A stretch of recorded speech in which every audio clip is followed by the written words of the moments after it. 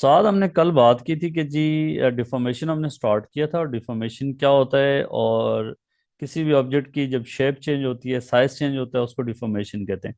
Deform करने के लिए ऑब्जेक्ट पे फोर्सेस या तो आप इस तरह की फॉर्म में लगा सकते हैं, टेंसाइल फोर्सेस को बोलते हैं, या आप क्या कर सकते हैं, कंप्रेसिव फोर्सेस लगा सकते हैं। ठीक है। और फोर्स दोनों तरफ से लगाएंगे तब ऑब्जेक्ट डिफॉर्म होगा। अगर एक तरफ से लगाएंगे फोर्स तो ऑब्जेक्ट क्या होगा, ये एक्सेलरेट होना शुरू हो जाएगा। फिर हमने उसकी टाइप्स की बात की कि जी इलास्टिक डिफॉर्मेशन क्या होती है, प्लास्टिक डिफॉर्मेशन क्या होती है। इलास्टिक डिफॉर्मेशन जो है वो परमानेंट नहीं होती है। अगर आप फोर्स को रिमूव कर देंगे तो ऑब्जेक्ट वापस अपनी असल हालत में आ जाएगा। प्लास्टिक डिफॉर्मेशन परमानेंट डिफॉर्मेशन होती है, और इसमें अगर फोर्स को रिमूव करेंगे तो ऑब्जेक्ट वापस अपनी हालत में नहीं आएगा। देन हमने हुक्स लॉ की बात की। हुक्स लॉ क्या है कि force is directly proportional to, sorry, extension is directly proportional to the applied force और load if the limit of proportionality is not exceeded. ठीक है।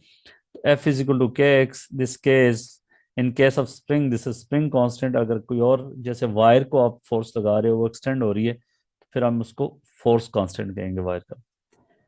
तो फिर हमने इसमें देखा था कि जी इसमें क्या मतलब होता है। फोर्स एक्स का ग्राफ होगा तो ग्रेडियंट एक्सटेंशन एक्स, और एफ का ग्राफ होगा तो ग्रेडियंट वन बाई एक्सटेंशन। फिर हमने देखा था कि जी फोर्स और लेंथ का ग्राफ बनाएं तो कैसा होगा, और उसमें क्या क्या चीज़ करेंगे। आज इसमें अभी एक आगे आज का डिस्कशन है कि कम्बिनेशन ऑफ स्प्रिंग्स कैसे करते हैं, उसकी डिस्कशन पे हम बात करेंगे। और elastic limit, limit of proportionality, इन पे हम बात करेंगे। सो लेट्स से बेटा आपके पास एक स्प्रिंग है और इसके ऊपर आप एक लोड लगाते हो। एंड लोड लगाने से क्या होगा, स्प्रिंग एक्सटेंड होगा, और उसकी एक्सटेंशन डायरेक्टली प्रोपोर्शनल होगी लोड के। जितना लोड इंक्रीज करते जाओगे एक्सटेंशन इंक्रीज होती जाएगी। So before applying this the spring, आपके पास सॉरी, लोड अप्लाई करने से पहले इसकी कंडीशन ये है, तो लोड अप्लाई करने के बाद इसको अगर मैं यहाँ पे ड्रॉ कर दूं, this is after applying load, and you can see this distance is known as extension. X भी कह सकते हैं, ई भी कह सकते हैं। सो राइट नाउ इधर कौन कौन सी फोर्सेस लग रही हैं बेटा। एक तो the weight of this object है। इस ऑब्जेक्ट पे फोर्सेस की बात करें तो एक इसका वेट है, और एक स्प्रिंग जो है ये फोर्स इस पे लगा रहे हैं अपवर्ड डायरेक्शन में। स्प्रिंग जब एक्सटेंड होता है तो एक फोर्स लगाता है जिसको रिस्टोरिंग फोर्स कहते हैं, वो इस डायरेक्शन में। सो that is the force on, that is the force on the object. The spring is applying a force in the upward direction, that is equal to restoring force. जो spring पे force लग रही है वो downward direction में, because of this load. तो ये force जो है, this is the force F is on the load. Okay.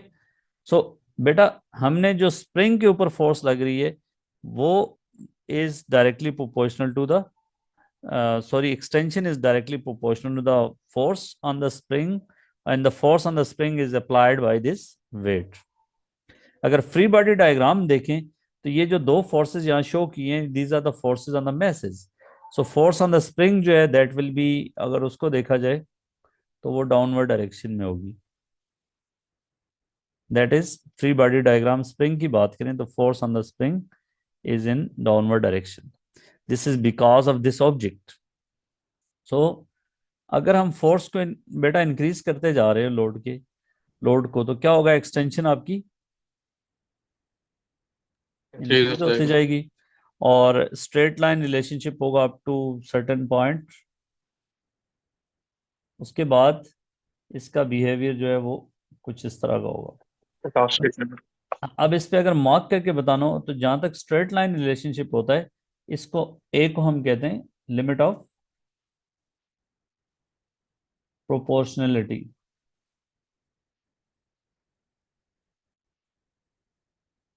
Limit of proportionality, limit वो होती है जहां तक Hooke's law is obeyed, up to विच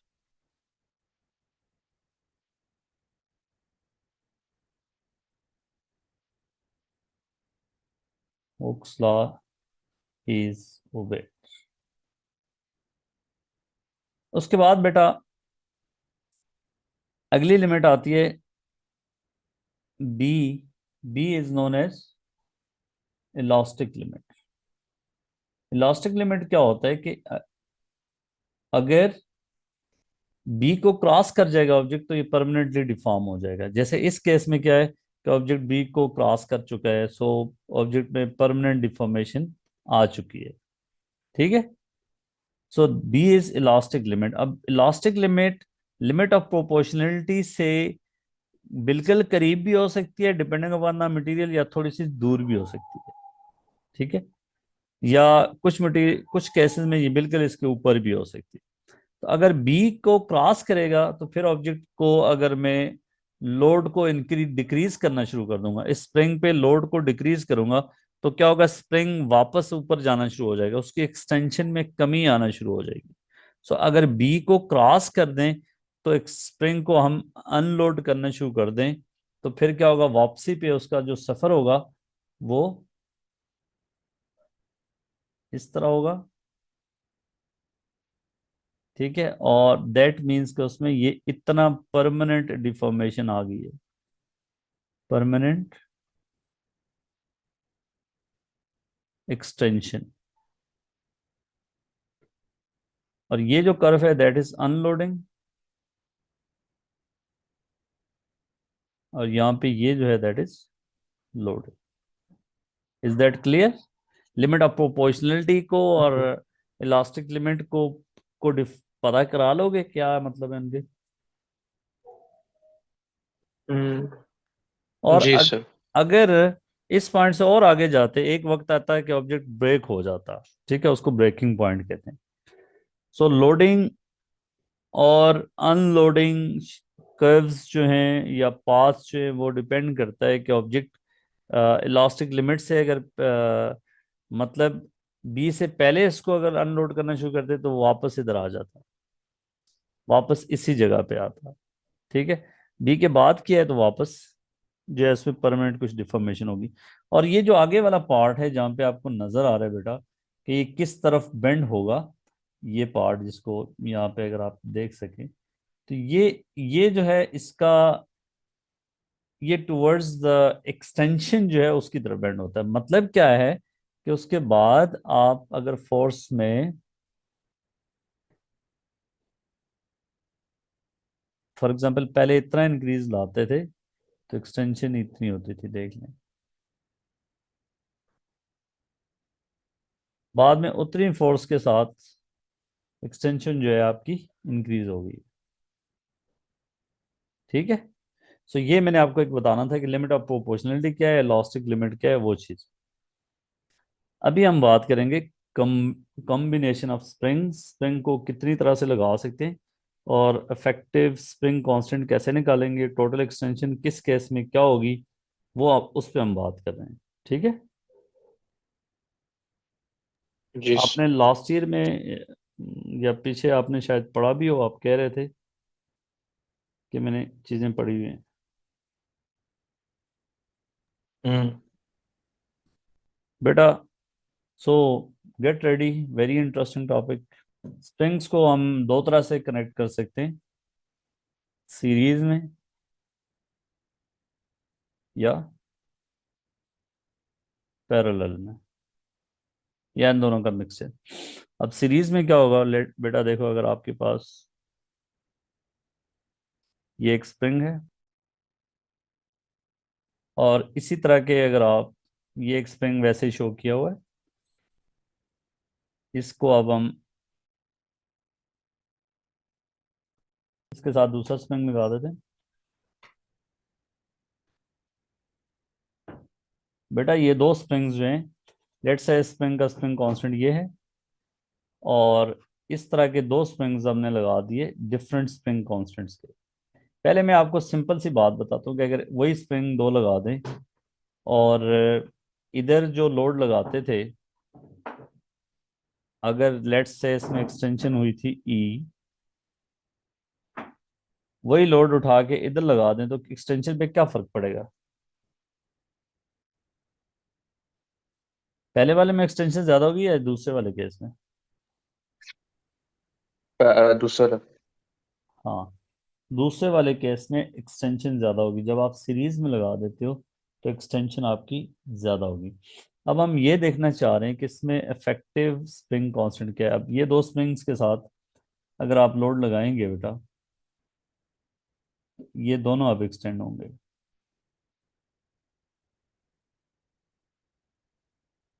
ये भी एक्सटेंड हुआ। कलर चेंज कर लेता हूँ ताकि आपको मस्त लगे।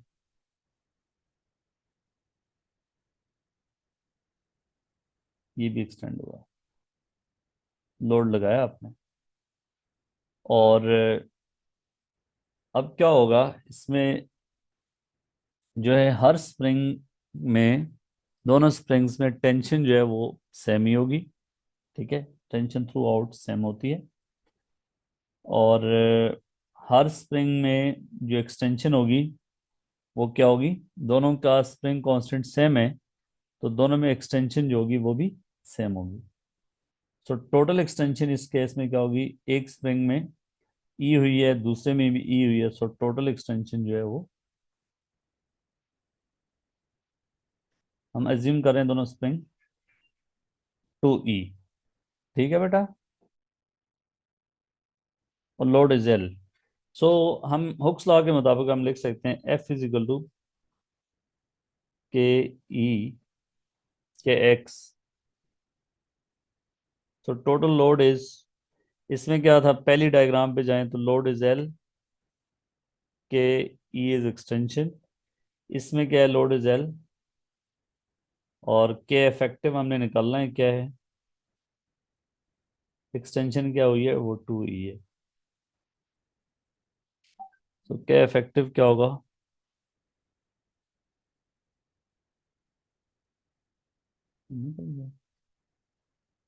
हेलो साद जी साद। जी सॉरी।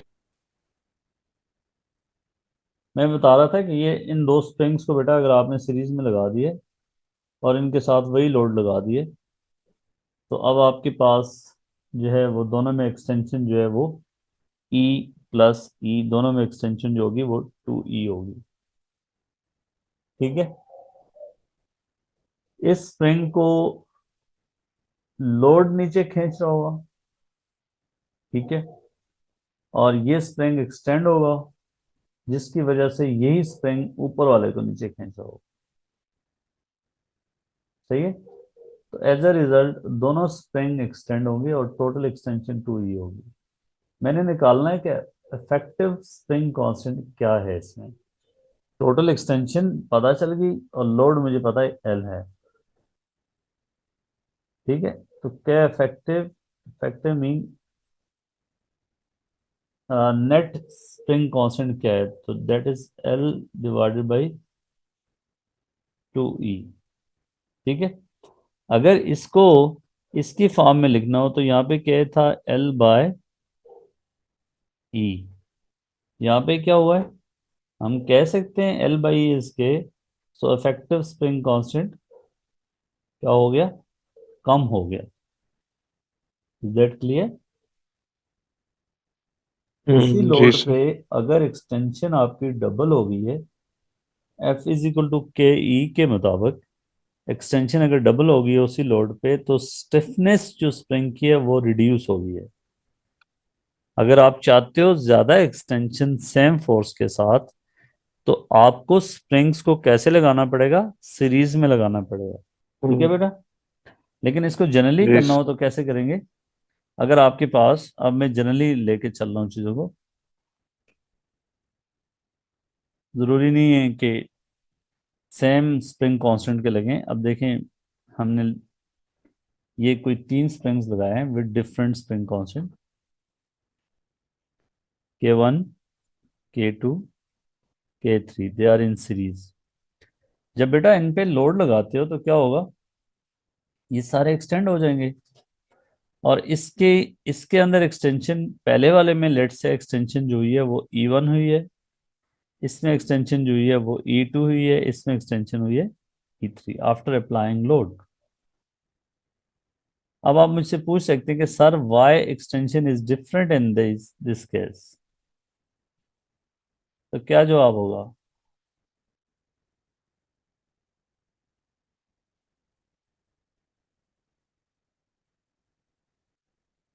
हाँ बेटा। डिफरेंट कहाँ पे? एक्सटेंशन डिफरेंट मैंने शो की हुई है ना, E1 E2 E3, इसमें हम्म, एक्सटेंशन हुई है।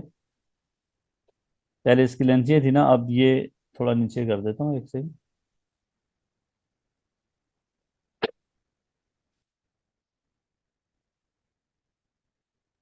इस स्प्रिंग में एक्सटेंशन हुई है E1,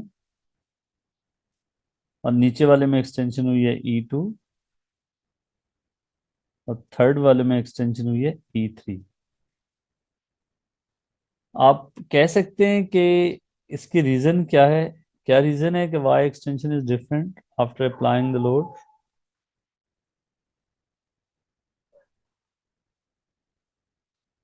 S right Prince. Spring constants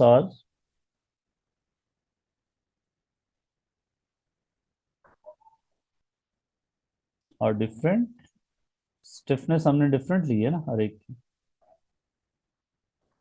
load जी सबके सर। सेम लग रहे हैं, सो एक्सटेंशन जो है वो इज डिफरेंट। लोड सेम है, टेंशन सेम है, तो F इज इक्वल टू के टाइम E।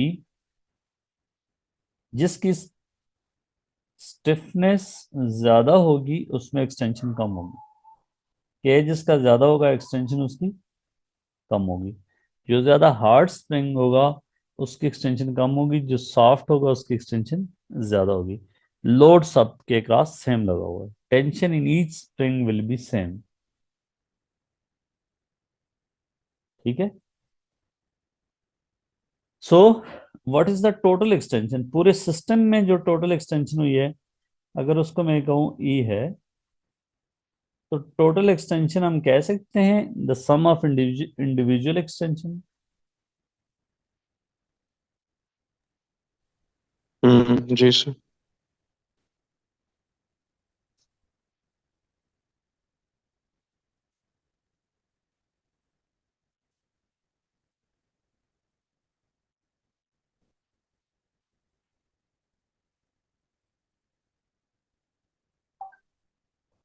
कोई डाउट इसमें? और ये वन डायमेंशन में डिफॉर्मेशन हो रही है हमारे सिलेबस में। डिफॉर्मेशन की वन वन डायमेंशन में जो डिफॉर्मेशन होती है उसकी स्टडी है। वैसे तो आप ऑब्जेक्ट को ऊपर से भी प्रेस कर सकते हो, साइडों से भी कर सकते हो, ट्विस्ट कर सकते हो। डिफरेंट टाइप्स ऑफ डिफॉर्मेशन हो सकती है डिफरेंट डायमेंशन में। तो हम कहते हैं कि टोटल एक्सटेंशन लेट से बेटा ई हुई है, तो that will be equal to E1 plus E2 plus E3। Is that clear? जी सर। सो एक्सटेंशन हुई है E1 इस स्प्रिंग में, जिसका स्प्रिंग कांस्टेंट था K1। जिस स्प्रिंग जो स्प्रिंग कांस्टेंट K2 था उसमें एक्सटेंशन E2 हुई है, और K3 वाले में E3 हुई है। तो क्या मैं कह सकता हूँ कि extension is force divided bye क्या होता है, spring constant, and force hmm in all these three springs is same. तो क्या मैं ये इक्वेशन आसानी से लिख सकता हूँ? जी sir. Extension is force divided by spring constant. So इसमें एक्सटेंशन E1 इस स्प्रिंग में, और इसका इस पे लोड सब पे सेम लगा हुआ है। जो टेंशन इन ईच स्प्रिंग है वो सेम होगी। ठीक है। देखो ना, अगर जी इसमें सर। से कोई बहुत कमजोर सा स्प्रिंग लगा दोगे बीच में, आपकी कॉमन सेंस क्या कहती है कि उसमें एक्सटेंशन ज्यादा होगी।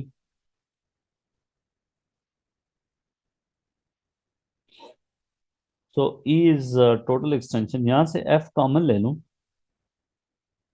और एफ को उठा के इधर ले आऊं तो ला सकता हूँ ना। क्या बचेगा यहाँ पे? 1/K1, 1/K2, 1/K3। ठीक हो गया? जी सर।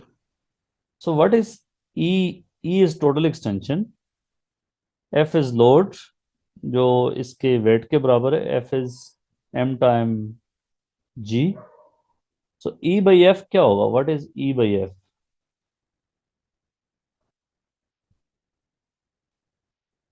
1/k। 1/k। जबरदस्त। इसको हम कहेंगे 1/k इफेक्टिव। इक्विवेलेंट भी कह सकते हैं, के ई कहते हैं, ठीक है, या के टोटल कहेंगे। So that is equal to 1/k1 plus 1/k2 plus 1/k3। जैसे होता था ना, इस पे रेजिस्टर्स को सीरीज में कनेक्ट करते थे, सॉरी पैरेलल में, तो ये इस तरह। तो ओवरऑल इफेक्टिव स्प्रिंग कांस्टेंट जो है वो सबसे जो छोटा स्प्रिंग कांस्टेंट होगा उससे भी छोटा होगा। ठीक है बेटा, फॉर एग्जांपल अगर मैं कहता हूँ K1 जो है वो 100 न्यूटन है पर न्यूटन पर मीटर, K2 50 न्यूटन पर मीटर, K3 200, इसका सीरीज में लगाए गए हैं, तो कौन सा फार्मूला लगाओगे? 1/k effective is 1/100, 1/50, 1/200। 1/20। इससे जो रिजल्ट आएगा एंड पे, इस साइड को करके इससे इवेलुएट रेसिप्रोकल करना है, और वो लेस देन 50 होगा। मैं ये आपको बता देता हूँ कि के इक्विवेलेंट विल बी सबसे जो छोटा होता है उससे भी छोटा आएगा। और ठीक है, इस चीज का, अब जी अगर सर। आपको कहा जाए कि 3 स्प्रिंग्स ये सीरीज में लगा दिए और लोड भी आपको पता है, वो कहता है टोटल एक्सटेंशन बताएं, तो फिर हम पहले के इफेक्टिव निकालेंगे, फिर के इफेक्टिव को यूज करते हुए टोटल एक्सटेंशन जो होगी, एफ टोटल फोर्स या लोड जो लगाया है वो के इफेक्टिव इंटू टोटल एक्सटेंशन। तो टोटल एक्सटेंशन निकालने के लिए एफ बाई के इफेक्टिव यूज करते हैं। ठीक है। दूसरा, पेपर्स में ऐसे सवाल आते हैं कि एक स्प्रिंग लगाया उसमें एक्सटेंशन ई थी, और 3 स्प्रिंग उसी तरह सीरीज में लगा दी हैं। अब उसका in terms of e extension बताएं, तो 3 ई होगी, और जो इफेक्टिव स्प्रिंग कांस्टेंट बताएं तो K/3 होगा। 4 लगाएंगे, K/4 होगा। अच्छा, अगर if to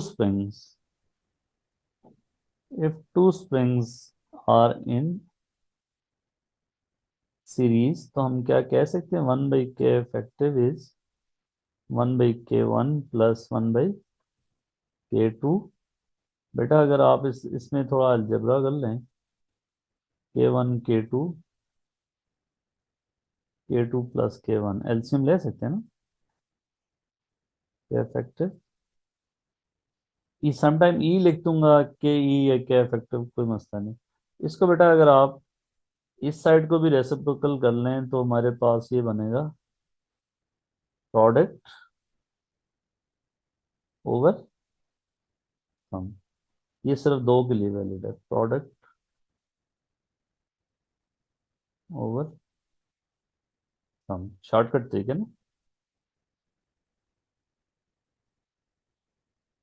if only two springs are जी। देयर।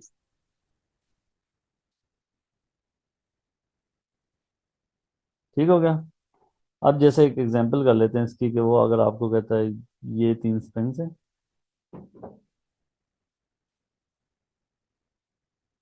50, सॉरी 5 न्यूटन पर मीटर, अगला 10 है, तीसरा जो है वो 20 है।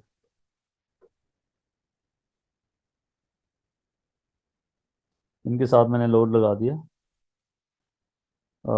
30 kg का। ठीक हो गया। तो टोटल एक्सटेंशन बताएं, फाइंड टोटल एक्सटेंशन। एक तो ये तरीका है, हर एक की इंडिविजुअल एक्सटेंशन बता दें, फिर सम कर लें। दूसरा ये है कि इफेक्टिव स्प्रिंग कांस्टेंट निकाल के उसको यूज कर लें। ठीक है, सबसे ज्यादा किस में एक्सटेंशन होगी?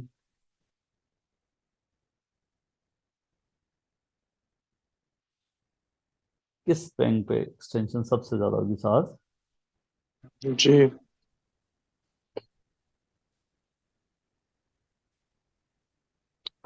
वो 20 न्यूटन। यार देखो, मैंने आपको बताया जो सबसे रिलेट नहीं करते ना, मसला ये है आपका। एफ इज इक्वल टू के ई बेटा, एक्सटेंशन इज, फोर्स सेम है।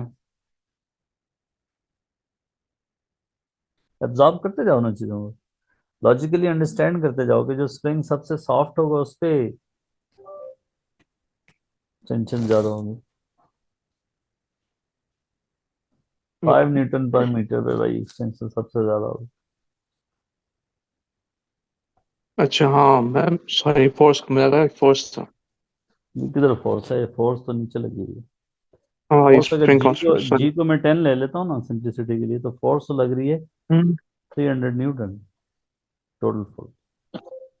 हम्म ठीक है, तो इफेक्टिव स्प्रिंग कांस्टेंट निकाल के भी एक्सटेंशन निकाल सकते हो, या हर एक की इंडिविजुअल निकाल सकते हो।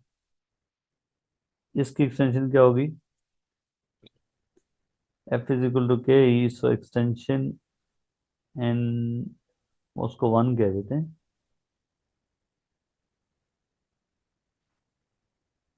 दो तरीकों से जा सकते हो। तो फोर्स इज 300 सब पे, ओवर स्प्रिंग कांस्टेंट दिस। ठीक है, इस पे कितनी है? असल में मैंने इसको जरा वेट इसके साथ ज्यादा लगा दिया, 3 kg रख लेते हैं, ठीक है।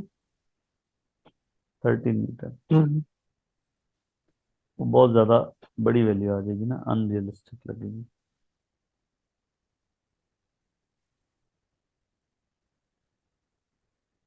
ठीक है बखुदा, 30 न्यूटन फोर्स होगी, और 30 डिवाइड बाई 5, 6। 6।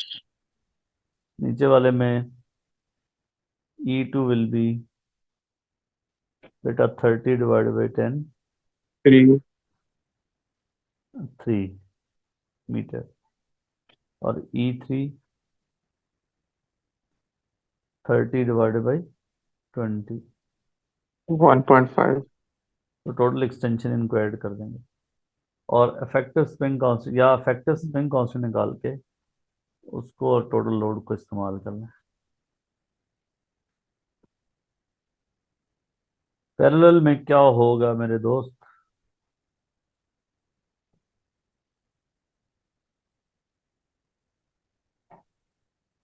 पैरेलल,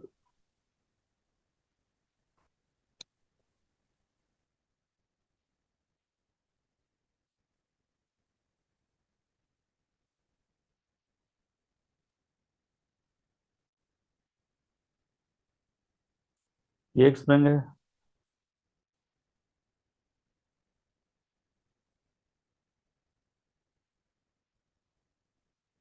दूसरा स्प्रिंग है। अगर इनको ऐसे लगा के जोड़ दें तो ये पैरेलल में होगा। अगर आपने हार्डनेस इंक्रीज करनी हो ना, तो आप स्प्रिंग्स को पैरेलल में लगाते हो। इस स्प्रिंग का स्प्रिंग कांस्टेंट K1 है, इसका K2 है। इसके साथ जो लोड लगाया है फोर्स, वो लेट से F है। अब देखें इसमें क्या होगा, सेम एक्सटेंशन होगी, दोनों स्प्रिंग एक जितनी अमाउंट में नीचे जाएंगे। ठीक हो गया। आफ्टर अप्लाइंग फोर्स, अगर ये फोर्स से पहले वाली डायग्राम है जिसमें फोर्स नहीं लगी, लेट से ये दो स्प्रिंग ऐसे लगे हुए हैं, तो आफ्टर अप्लाइंग द फोर्स इनकी हालत कुछ इस तरह होगी।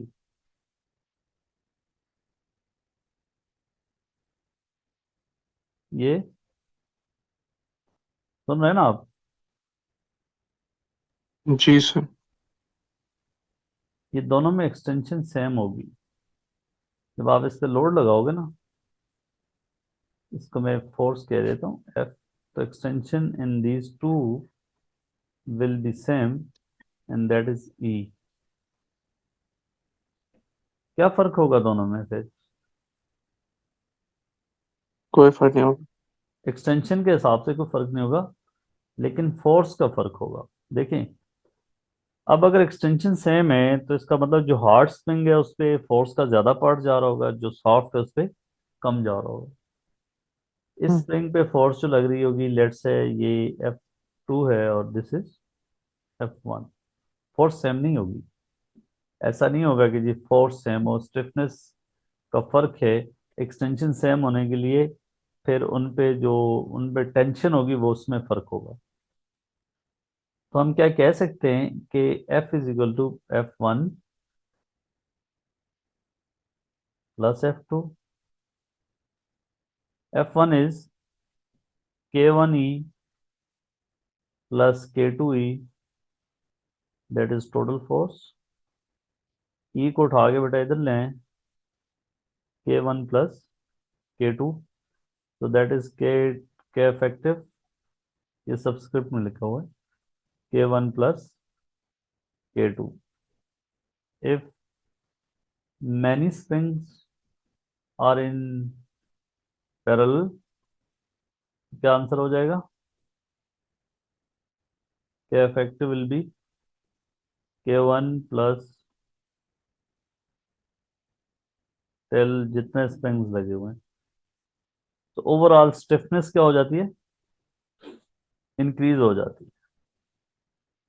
ओवरऑल स्टिफनेस स्टिफनेस इंक्रीज हो जाती है। ठीक है,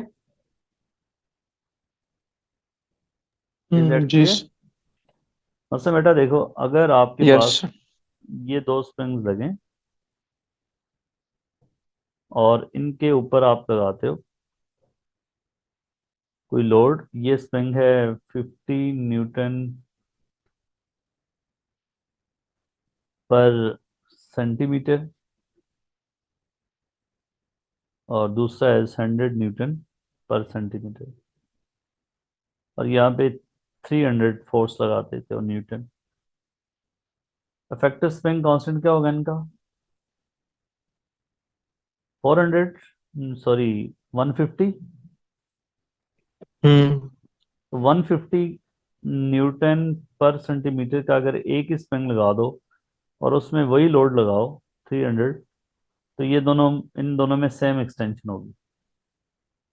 अगर आपको एक डिज़ाइन करना है और कोई मैकेनिकल सिस्टम डिज़ाइन करना है जिसमें आपको 300 न्यूटन लोड के साथ इफेक्टिव स्प्रिंग कांस्टेंट 150 चाहिए, और आप मार्केट में जाते हो, वो कहता है 150 न्यूटन पर सेंटीमीटर वाला तो नहीं है, लेकिन 150 इसके पड़े हुए हैं, तो आप क्या कहेंगे कि एक 100 का दे दें और 50 का दे दें, मैं इनको पैरेलल में लगा दूंगा।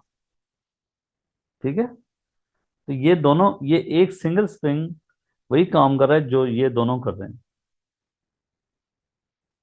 ठीक है बेटा। जी सर।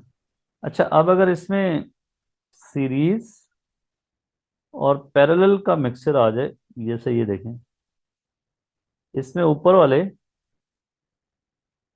क्या है, पैरेलल में, और नीचे वाला इनके साथ सीरीज में है। पहले ऊपर इफेक्टिव स्प्रिंग कांस्टेंट निकालनी हो तो पहले ऊपर वालों को जो पैरेलल में ऐड कर दोगे और फिर नीचे वाले के साथ उसका सीरीज में कर लोगे। ठीक है जी सर। जी साहब। अभी हम पास पेपर की तरफ चलते हैं। इस टॉपिक में कम्बिनेशन ऑफ स्प्रिंग्स किस लिहाज से इम्पोर्टेंट था और इसमें किस तरह के क्वेश्चन आते हैं। जैसा कि आप देख सकते हैं, यू कैन सी के क्वेश्चन नंबर 1 देखें। A number of identical springs are joined in four arrangements. You can see them. Which arrangement has the same spring constant as a single spring? Single spring का spring constant किस arrangement में होगा? In other words, अगर single spring के साथ ये load लगाएं तो जो एक्सटेंशन होगी वो किस अरेंजमेंट में होगी? लेट्स से बेटा, यहाँ पे इसके स्प्रिंग कांस्टेंट को के कहते हैं, दिस इज के। तो पहली अरेंजमेंट का स्प्रिंग कांस्टेंट क्या होगा बेटा? बेटा देखो, ये एक का स्प्रिंग कांस्टेंट के, दूसरे का के, तो जब सीरीज में लगते हैं, मैंने आपको बताया कि सीरीज में ये वाला फॉर्मूला होता है, 1/k effective is 1/k1 plus 1/k1। जब सिर्फ दो स्प्रिंग हैं तो क्या होगा, प्रोडक्ट ओवर सम, इसलिए स्प्रिंग हम्म कांस्टेंट k/2। यहाँ पे स्प्रिंग कांस्टेंट होगा, ऐड होते हैं 2k होगा। यहाँ पे ये दोनों सीरीज में लगे हैं, ये दोनों सीरीज में लगे हैं। ठीक है, पहले इनका सीरीज कॉम्बिनेशन निकालोगे, इनका होगा k और k, इन दोनों का सीरीज कॉम्बिनेशन k/2, इन दोनों का भी k/2। अब ये दोनों आपस में ऐड अप हो जाएंगे। ठीक है, पैरेलल में, तो k/2 plus k/2 effective spring constant, इस सारे का k आ गया। यहाँ पे k, ये दोनों पैरेलल में लगे ऊपर, ये आपस में ऐड हो गई 2k, ये उसके साथ पे सीरीज में है, तो 2k और k सीरीज में है। अब इनका होगा product over sum, 2k into k divide by 2k plus k, 2k² over 3k। तो इसका आंसर आएगा 2/3k। किसमें सेम है, हमारे पास इस ऑप्शन में सेम है। सिंगल स्प्रिंग का स्प्रिंग कांस्टेंट हमने k लिया था, तो सी अरेंजमेंट में स्प्रिंग कांस्टेंट वही है जो सिंगल स्प्रिंग का था। A number of identical springs, each having the same spring constant, are joined in four arrangements. A different load is applied. Now the load is different. Which arrangement has the greatest extension? So F is equal to K time extension E. Now load is different. So K is equal to F divided by extension E. So ये हमने extension निकालनी है, so extension will be F divided by K. हमने देखना है कि spring constant सबसे कम होना चाहिए अरेंजमेंट का और लोड ज्यादा होना चाहिए।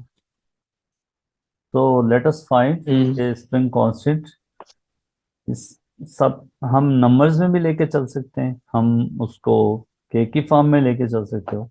हर एक स्प्रिंग कांस्टेंट को अगर आप नंबर में भी ले लो, आपने डिसाइड ही करना है ना कि किसका है, तो कोई हम्म फर्क नहीं पड़ेगा। सो लेट्स से हम 2 2 रख लेते हैं सबको। इसमें ये सीरीज में स्प्रिंग कांस्टेंट जो है वो दो लगे हों, अगर इक्वल वैल्यू के तो हाफ हो जाएगा, तो इसका स्प्रिंग कांस्टेंट है 1। इस पे फोर्स है 2, हम्म तो 2/1, इसकी एक्सटेंशन होगी पहले की 2, दूसरे की 2 2 2, ये क्या होगा, 1/3 हो जाएगा। ठीक है, तो spring constant will be 2/3। E is equal to load is 1 divided by spring constant that is 2/3। तो इसमें जो एक्सटेंशन आई है वो 3/2 आई है, दैट इज 1.5। ठीक है, उसने कहा लार्जेस्ट, तो इसमें लार्जेस्ट नहीं हो सकती, ये 1.5 है, पहले में है 2। इधर देखें, टू टू स्प्रिंग कांस्टेंट क्या है 4, लोड 6 है, 6 डिवाइडेड बाई 4, ये भी 1.5 होगी। थर्ड वाले में 2 2 2 6, 8, 8 8/6 भी 1 पॉइंट समथिंग है। तो सबसे ज्यादा किसमें होगी, आपके पास पहली ऑप्शन में ए सबसे ज्यादा एक्सटेंशन आती है। तो इफेक्टिव स्प्रिंग कांस्टेंट करके, लोड सब में फर्क है, इसलिए अगर सिर्फ लोड सेम होते ना तो हम स्प्रिंग कांस्टेंट को ही देखते हैं, जिसका स्प्रिंग कांस्टेंट सबसे कम होता है इफेक्टिव, उसमें एक्सटेंशन ज्यादा होती है। तो अब स्प्रिंग कांस्टेंट सबसे कम और फोर्स ज्यादा, तो इस दोनों का कॉम्बिनेशन करना है। Three springs are arranged vertically as shown. Springs P and Q are identical and have spring constant K. और इसका स्प्रिंग कांस्टेंट 3K है। What is the increase in overall length of the arrangement when the force W is applied as shown? Force लगाने के साथ increase in overall length mean extension find करनी है। सो F is equal to K time E। So we will find K effective spring constant. And we know the total load, that is W. So that will be K effective time extension. We have to find extension, overall extension. So these two springs are in parallel. First we deal with them. So this overall spring constant of these two is 2K. Okay. Then 2K spring in 3K, they are in parallel. So the load is W. Effective spring constant is product over sum as they are in series. So K effective will be 2K time 3K over, या आप 1 by वो करके भी कर लें, 0 तो 6K square divided by 5K, 6/5K, that is 6/5. Factor spring constant. So यहाँ पे डाल दें 6/5K into extension. So extension will be 5W by 6K. 5 by 6K. So A is the answer.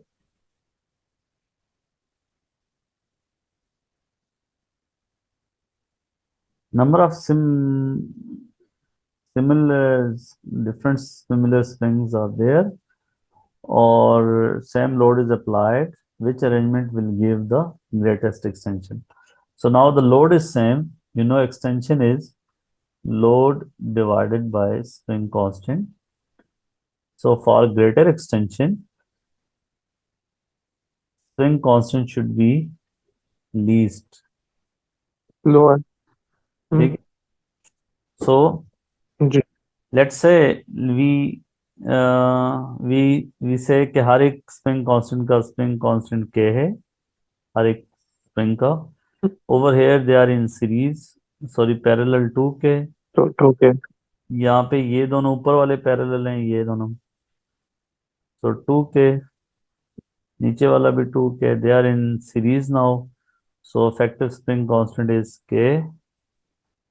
यहाँ पे ऊपर वाले दोनों 2K, इस सिस्टम में C में देखते हैं,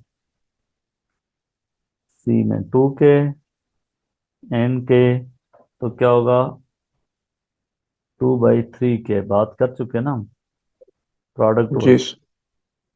ये इसमें 3K और K, आप देख लें 3K K जब होंगे, तो मैंने बोला था सीरीज में जो सबसे कम होता है उससे भी छोटा होता है, K से भी छोटा होगा इसमें, इसमें लेस देन K होगा। ठीक है, इसमें 2K है, इसमें B लेस देन K है, तो इसका आंसर आएगा प्रोडक्ट 3/4K। अब देखें 3/4 कितना होता है, दैट इज 0.7 समथिंग। जी. 0.75. इसका होता है 0.6, सबसे कम देखना था ना, तो टू जी, बाई तो C answer. The least, so C is the answer. ये देख लें, इसमें भी दो स्प्रिंग कॉस्ट दिए हुए हैं, K1 K2, टोटल एक्सटेंशन निकालनी, 80 लोड न्यूटन डाला हुआ है। तो आपने वही काम करना है, इनका इफेक्टिव स्प्रिंग कांस्टेंट निकालना है। ये याद रखना कि ये जो है किलो न्यूटन पर मीटर है दोनों, तो इफेक्टिव स्प्रिंग कांस्टेंट भी किलो न्यूटन पर मीटर में आएगा। ये ना लोड फिर ऐसे लगा दें, फिर लोड आप न्यूटन में लगा रहे हैं, वो किलो न्यूटन में, तो न्यूटन पर मीटर में लगाएं, निकालेंगे इफेक्टिव स्प्रिंग कांस्टेंट। ठीक है, तो फिर आपकी एक्सटेंशन मीटर में आएगी और उससे वो करोगे। ये आप 6 और 7, ये क्वेश्चन आपने खुद देखने हैं, आपके पास बुक है बेटा, 6 और 7 खुद देख लें।